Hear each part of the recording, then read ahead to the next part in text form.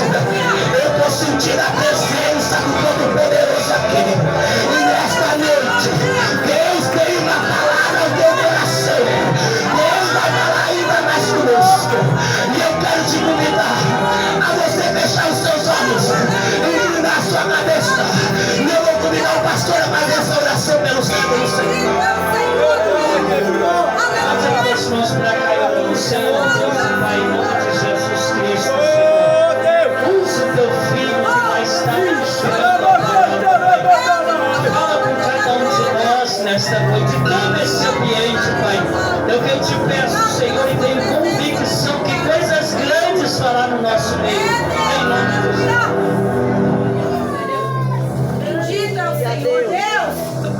Graças a Deus. Quero saudar a todos com a paz do Senhor. Amém? Amém. Sou grato a Deus pelo convite de ministrar essas 3 noites este congresso para obreiros. Quero agradecer ao pastor, que foi um pai para mim, um irmão.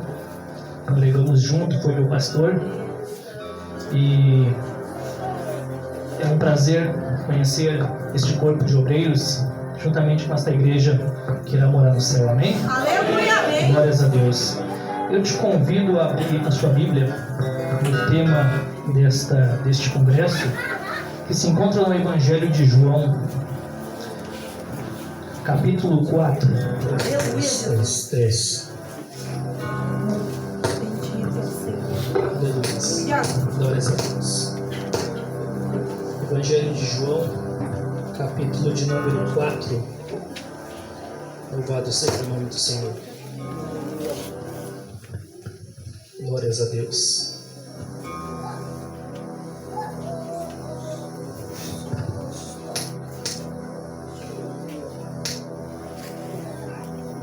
Quem achou diz amém? Amém. Aleluias. Então, vamos ler a palavra do Senhor. Diz assim, capítulo 4, versículo 1. E quando o Senhor veio a saber que os fariseus tinham ouvido que Jesus fazia e batizava mais discípulos do que João, ainda que Jesus mesmo não batizava, mas os seus discípulos, deixou a Judeia e foi outra vez para a Galileia. E era-lhe necessário passar por Samaria. Foi, pois, a uma cidade de Samaria, chamada Sicar, junto da herdade de Jacó, que Jacó tinha dado ao seu filho José, e estava ali, o quê? A fonte de Jacó. Jesus, pois, cansado do caminho, fez o quê? Assentou-se assim junto da fonte. Era isso, quase a hora sexta. Veio uma mulher de Samaria tirar água, e disse-lhe Jesus, dá-me de beber. Versículo 20. Nossos pais adoraram neste monte, e vós dizeis que é em Jerusalém o lugar onde se deve adorar. Agora o versículo 23 e 24, onde contém o tema deste congresso, que diz assim, mas a hora vem, e agora é, em que os verdadeiros adoradores adorarão o Pai em espírito e em verdade, porque o Pai procura tais que assim o adorem. Deus é espírito, e importa que os que o adorem em espírito e em verdade. Amém? Pode se sentar, por favor.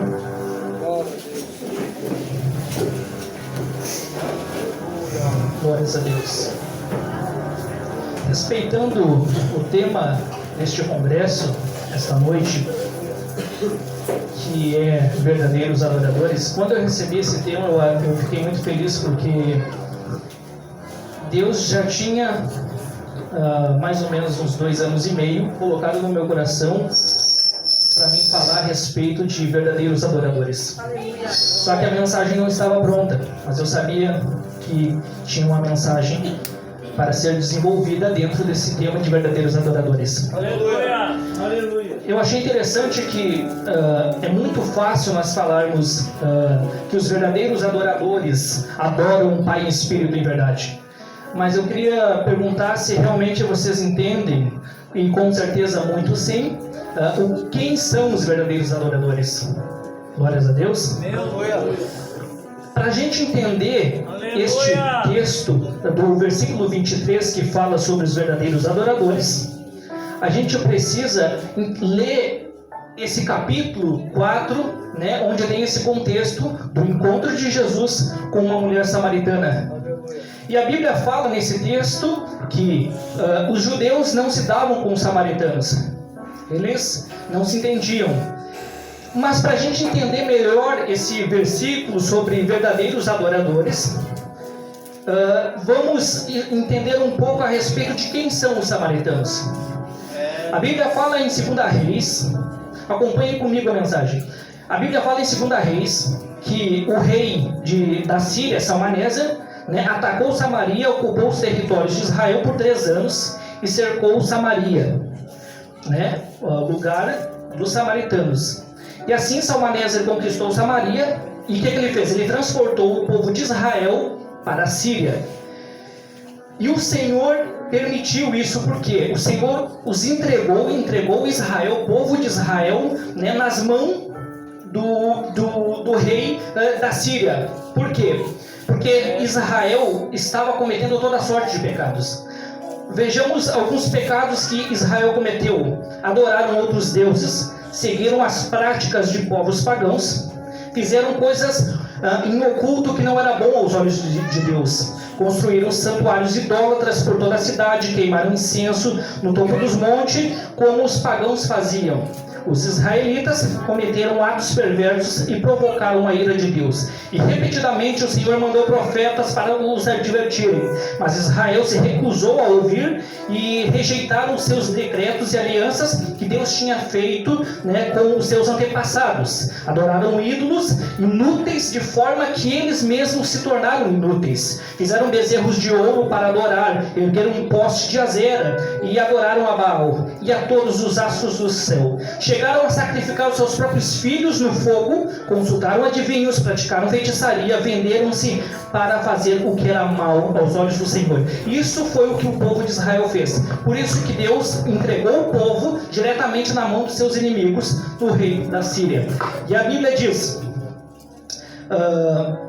Então, o que aconteceu? O rei da Síria trouxe povos, já a cidade vazia, o rei da Síria trouxe povos estrangeiros de várias partes da Babilônia para se estabelecerem nas cidades de Samaria. Ele queria repovoar a cidade de Samaria. E para que esses habitantes, né, esses estrangeiros, né, habitassem no lugar do povo de Israel. E assim que chegaram nas cidades, esses estrangeiros não temeram ao Senhor e não prestaram adoração ao Senhor, o Deus daquela terra. De modo que o Senhor mandou leões e mataram, os leões mataram alguns desses estrangeiros. Então o rei da Síria... Então enviaram uma mensagem ao rei da Síria dizendo: olha, o povo estrangeiro que você mandou lá para habitar lá nas regiões de Samaria, né, eles não sabem adorar o Deus da terra, e o Senhor mandou leões lá e mandou matar eles. Então o rei da Síria deu a ordem que eles enviassem sacerdotes, que foi exilado para Samaria, enviasse para que foram exilados para a Síria, que fossem transportados de volta para Samaria. Para quê? Para que ensinasse o povo, né, a adorar o Deus da terra.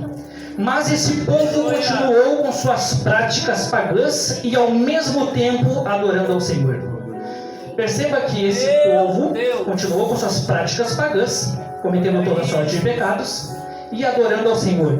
E a Bíblia diz: assim estas nações temiam ao Senhor e serviam aos seus ídolos. Aleluia. Esse casamento misto dentro de Samaria, entre povos estrangeiros, né, e judeus, né, aconteceu um casamento misto entre os judeus e os estrangeiros, né, onde resultou nesse povo misto, né, mestiço, e eram considerados impuros na opinião de judeus etnicamente puros, porque sentiam que os seus compatriotas haviam, né, traído seu povo e a sua nação por meio de tais casamentos. Eles tinham apenas o Pentateuco como Bíblia. Aqui eu estou falando já dos samaritanos, né, onde o casamento entre estrangeiros e o povo de Israel, né, houve um casamento entre eles, né, e aí começou a surgir um novo repovoamento, né. E eles tinham apenas o Pentateuco como Bíblia e não aceitavam os outros livros do Antigo Testamento como inspirados. A sua adoração a Deus era coisa confusa, como está escrito em 2 Reis. Os samaritanos haviam instituído um centro alternativo para adoração no Monte Gerizim, para concorrer com o templo em Jerusalém. E o pano de fundo deste evento é o profundo menosprezo que os judeus e os samaritanos sentiam um pelos outros. A religião samaritana misturava reverência a Deus de Israel com práticas pagãs, práticas idólatras, a Deus pagãos. Glórias a Deus. Do povo que havia sido reassentado nos territórios do reino do norte pelos assírios. Aleluia.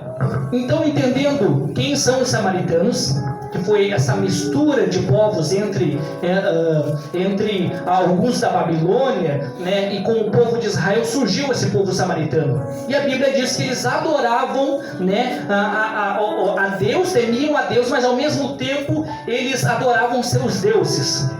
Então, lá na frente, quando Jesus tem um encontro com essa mulher samaritana, a mulher samaritana pergunta para Jesus: nossos pais adoraram nesse monte e vocês dizem que é em Jerusalém o lugar que se deve adorar. Aí Jesus respondeu que entra o tema deste congresso: mas a hora vem, e na verdade já chegou, em que os verdadeiros adoradores adorarão o Pai em espírito e em verdade, porque o Pai procura tais que assim o adorem. Perceba uma coisa. Jesus disse assim no versículo 23. Ele começou com a seguinte frase: mas a hora vem, vírgula, e a segunda frase: e na verdade já chegou. E eu pergunto, como assim? A hora vem ou ela já chegou? Qual dos dois? Isso foi um erro nas palavras de Cristo? Ele quis dizer uma coisa e falou outra? Na verdade, Cristo ele nunca errou nas suas palavras. Se tu olhar todo o texto bíblico onde Jesus Cristo é mencionado, ele nunca errou. Você pode encontramos na Bíblia textos bíblicos que Cristo faz alusões que parece uma coisa, mas é outra.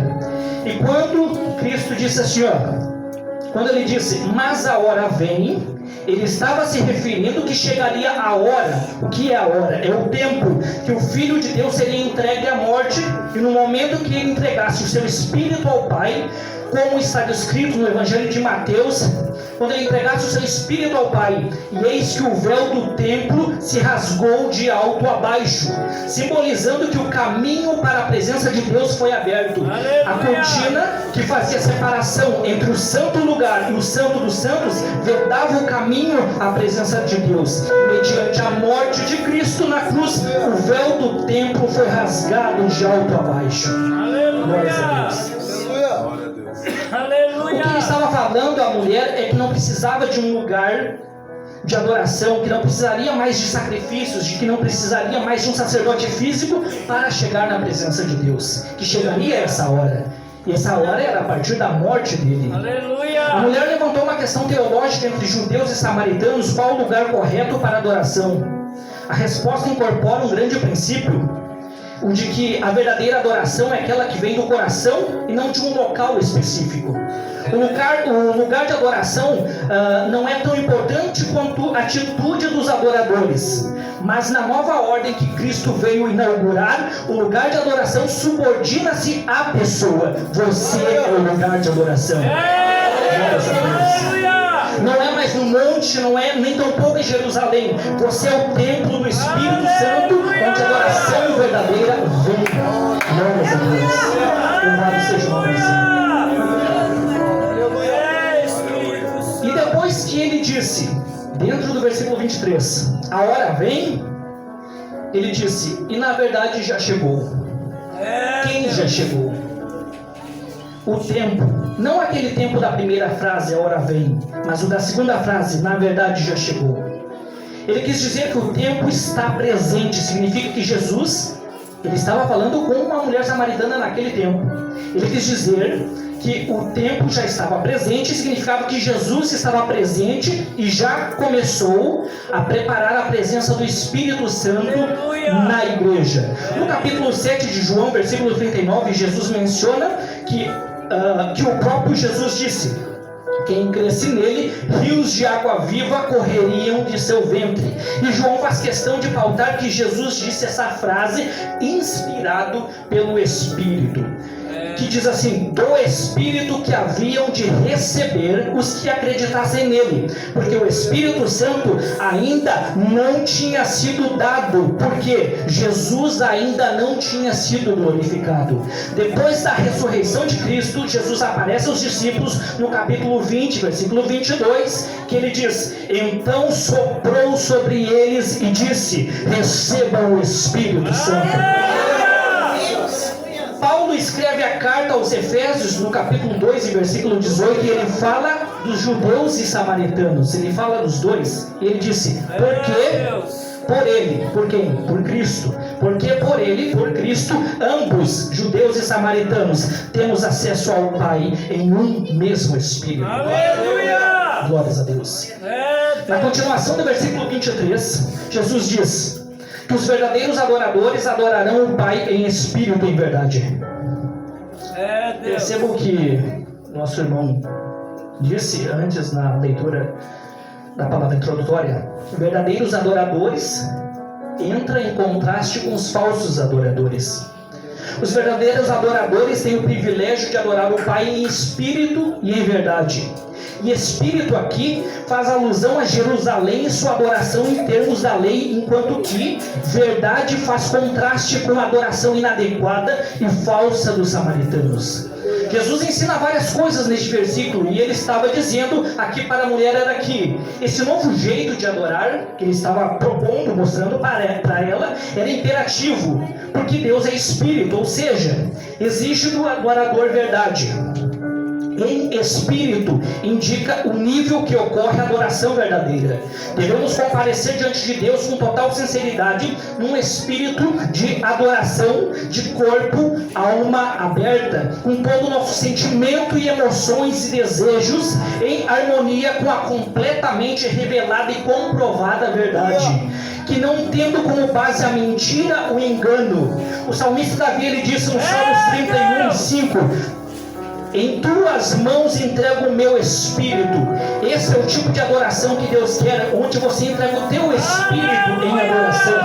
E a palavra aqui, a frase em espírito e em verdade, a palavra verdade do grego, aletheia, né? A verdade é uma característica de Deus encarnada em Cristo. Eu sou a verdade, intrínseca no Espírito Santo. João 14:17 é o Espírito da verdade. O mundo não o conhece, mas vocês o conhecem, pois ele habita com vocês e depois estará em vocês. Glórias a Deus. Louvado seja o nome do Senhor. É Cristo, aleluia! Aleluia! O Pai procura tais que assim o adorem, que adorem deste modo, em espírito e em verdade, de maneira verdadeiramente espiritual. Cristo estava falando para a mulher samaritana. Adoração não é no Monte Gerizim, nem tampouco em Jerusalém. Adoração não carece de um lugar específico. Adoração não será feita no templo por mãos de homens, mas no templo interior. Vós sois o templo do Espírito Santo. Adoração tem que vir de dentro para fora. Deus, aleluia! No versículo 24, Deus é Espírito, importa que os que o adorem em espírito e em verdade. A expressão aqui, Deus é Espírito, mostra que Ele não é um ser físico limitado a tempo e espaço. Ele está presente em todos os espaços e pode ser adorado em qualquer local e qualquer tempo. E o mais importante não é onde você adora, mas é como você adora. Glórias a Deus. Eu li o capítulo 4 e alguns versículos dele até o 7, para se lembrarmos, e eu poderia dizer que a palavra que João usou, aqui nesses versículos, ele usou a palavra "e era-lhe necessário passar por Samaria", que tem um significado de necessário, tem um significado de absolutamente preciso. Era essencial que Jesus passasse, indispensável, que não se podia evitar. Era-lhe necessário passar por Samaria. Glórias a Deus. Aleluia. O real compromisso que Jesus tinha em transformar um falso adorador em um verdadeiro adorador. Meu Deus. Samaritanos, falsa adoração, transformar o falso no verdadeiro. O problema do falso adorador é beber da fonte falsa e achar que é um verdadeiro adorador. Deixa eu explicar. No versículo 6, e Jesus, cansado da viagem, faz o quê? Assenta-se junto da fonte. Versículo paralelo da verdadeira fonte, assentando-se ao lado da falsa fonte.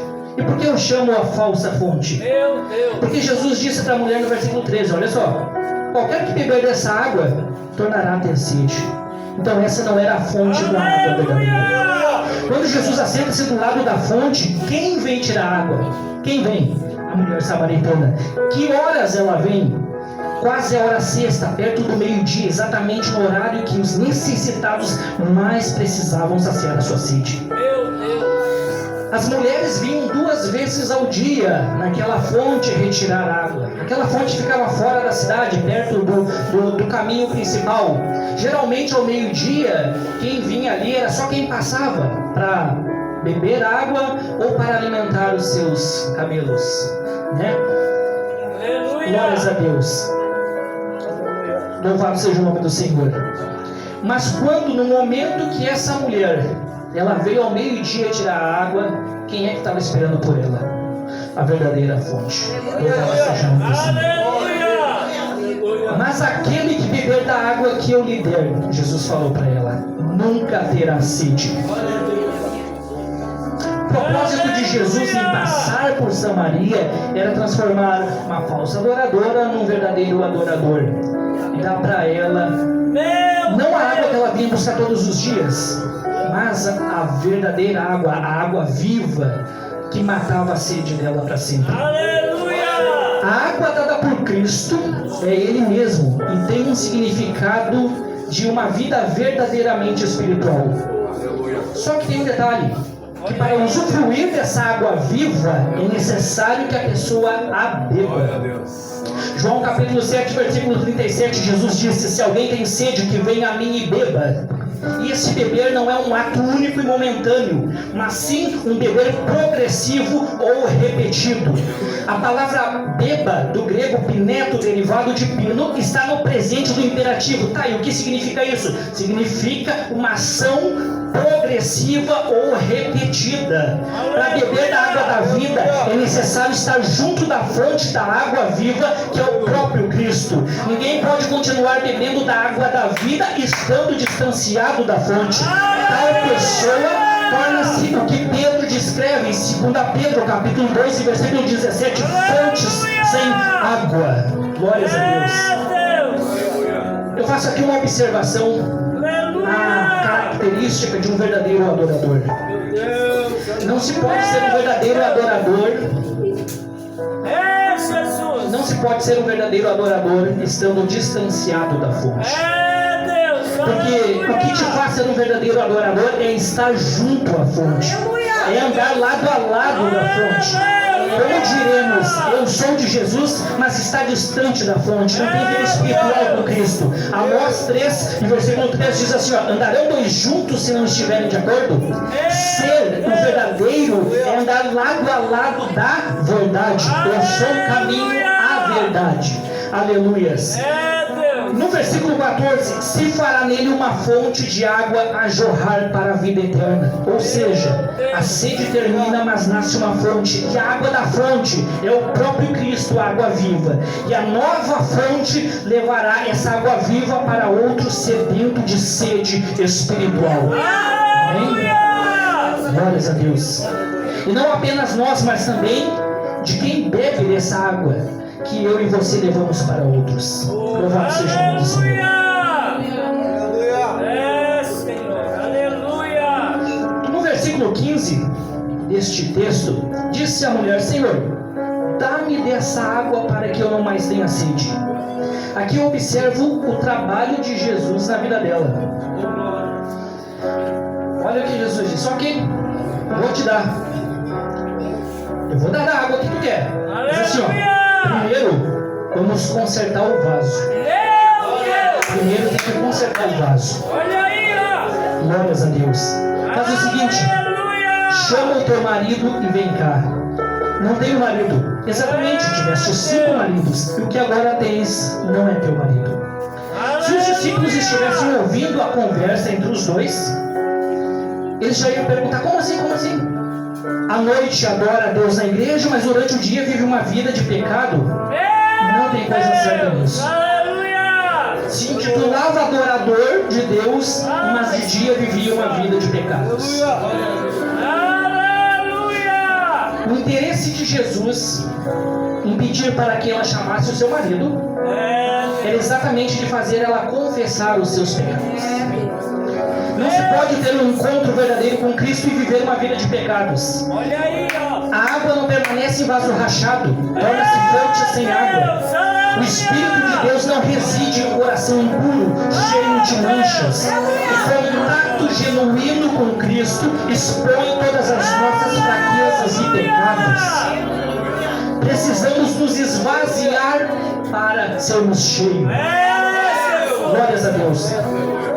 A outra característica da transformação de um verdadeiro adorador, versículo 28. E deixou a mulher o seu cântaro. Deus, aleluia. E deixou a mulher o seu cântaro. Deus, Jesus. O problema na falsa adoração dos samaritanos era que eles não deixavam as suas velhas práticas pagãs. Queriam adorar a Deus e a Baal. Queriam viver uma vida de dupla identidade espiritual. Mas quando o encontro com Cristo foi verdadeiro, automaticamente a mulher deixou o seu cântaro. A característica principal do verdadeiro é abandonar hábitos não cristãos e deixar de lado o cântaro. E a partir daí viver uma vida de pleno acordo com Deus. Ou você é luz ou você é trevas. Louvado seja o nome do Senhor. Tem verdadeiro aí? Tem verdadeiro adorador? Glórias a Deus. No versículo 29, então as pessoas falavam para a mulher: agora cremos, não apenas por causa do que você nos contou, mas porque nós também o ouvimos. Agora sabemos que Ele é, de fato, o Cristo, o Salvador do mundo. A maior obra de Satanás é impedir que pessoas conheçam a Cristo. E o encontro de Cristo com essa mulher fez com que ela mudasse a sua vida e falasse de Cristo para outros daquela cidade. Olha a obra transformadora que Cristo fez na vida dela. O verdadeiro cristão adora a Deus porque sabe o quão maravilhoso Ele é. E essa alegria, essa paz de Deus que excede qualquer entendimento humano, faz com que nós, os verdadeiros adoradores, falem de Cristo para outras pessoas, a fim de que outras conheçam também e tenham uma vida eterna com Cristo. Glórias a Deus. Louvado seja o nome do Senhor. Deixa-me te dizer, ser um verdadeiro adorador não é apenas abrir a boca e cantar hinos de louvores, ouvir a igreja por meros hábitos. Louvado seja o nome do Senhor. Ser um adorador é mais do que isso. É um processo pleno de transformação do velho para o novo, do falso para o verdadeiro, do incapaz para o capacitado, do vazio para o cheio, do sedento para o saciado, do natural para o espiritual. O Pai procura a tais que assim o adorem. Amém? Glórias a Deus. Nesta noite eu quero parar por aqui. Louvado seja o nome do Senhor. Eu quero te convidar a se colocar de pé. Louvado seja o nome do Senhor.